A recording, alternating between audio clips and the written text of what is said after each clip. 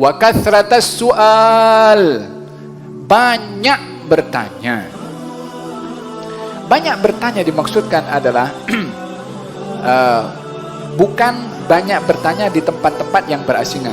Hari ini bertanya sekian soalan, esok bertanya sekian soalan, lusa bertanya sekian soalan.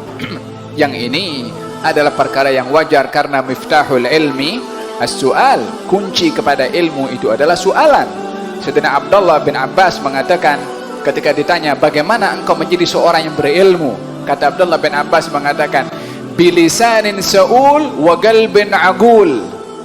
Saya menjadi orang yang pandai, artinya orang yang berilmu, karena saya suka bertanya dan hati yang paham. Banyak di dalam bertanya di sini adalah bukan satu hari tanya saja. Dalam satu majelis tanya sekian soalan umpamanya. Tidak. Sudah di planning nak tanya sekian, nak tanya ini, lusa tanya itu, seterusnya macam tu. Tapi banyak bertanya, khususnya dalam satu majelis nak berikan 50 soalan, yang ditanya yang geram nanti. Faham toh? Maka oleh kerana Nabi diserbu dengan pertanyaan, maka Nabi SAW marah. Saluni, tanya kepada aku apa saja yang kamu nak tanya. Peliknya Nabi tunjuk waktu itu marah. Sebahagian sahabat tidak memahami dan bertanya, wahai Rasulullah, siapa ayah saya?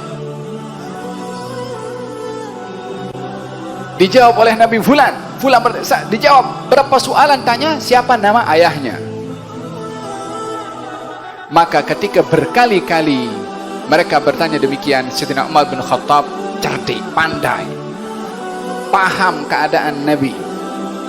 Terus duduk di hadap, dalam riwayat yang lain fabaraka, yakni melutut Sayyidina Umar bin Khattab, memegang kepada Rasulullah, mengatakan radina billahi rabban bil islami dinan Muhammadan nabiyya. Kami ridha Allah sebagai Tuhan, Islam sebagai agama, Muhammad adalah sebagai nabi. Ya Rasulullah, kami memohon ampun kepada Allah Subhanahu wa taala. Dalam riwayat ini dikatakan Sayyidina Umar bin Khattab mengatakan, kami memohon ampun, kami bertaubat kepada Allah. Kenapa? Khawatir marahnya Rasulullah menyebabkan turunnya murka Allah kepada mereka yang hadir. Di stop oleh Sayyidina Umar bin Khattab.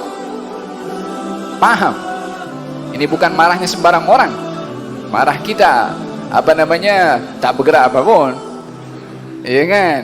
Marahnya Rasulullah, langit di atas akan perkara adab akan turun kepada seseorang menyebabkan marahnya Rasulullah. Bagaimana tidak, sementara ketika balik daripada Taif, dihalau apa semua, malaikat gunung datang. Aku minta izin saja, aku nak jatuhkan, bukan satu gunung, 2 gunung nak dijatuhkan kepada orang Taif. Satu gunung saja diletakkan kepada penduduk Taif, khalas, habis semua. Nak diletakkan 2 gunung oleh malaikat.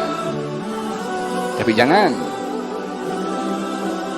Waktu dalam peperangan Uhud, ketika tersungkur berkali-kali, kemudian darah pun mengucur daripada wajahnya, ditadah itu darah oleh Nabi SAW. Kenapa ya Rasulullah? Khawatir ini jatuh ke tanah, nanti tanah ini murka, ditelan tanah itu orang-orang kafir Quraisy.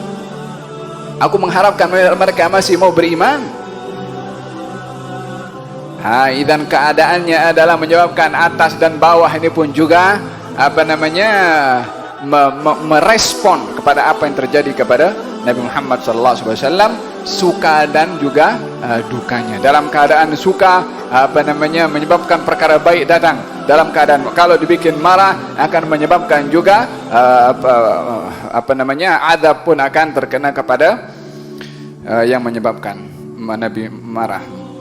Faham tum? Walihada Sayyidina Umar bin Khattab terus stop dengan 2 riwayat. Yang pertama mengatakan radina billahi rabban habil islami dinan Muhammadin nabiyya. Dalam riwayat yang lain apa yang kita baca, natubu ilallah, yakni kami mohon ampun kepada Allah. Sebab apa? Berlindung kepada Allah daripada turunnya azab. Sebab Nabi berada dalam keadaan marah disebabkan oleh kerana beberapa orang yang ada di sekeliling Nabi SAW. Falhasil di sini Nabi tunjukkan marah. Salah satu sebabnya adalah disebabkan keadaan yang membuat Nabi marah.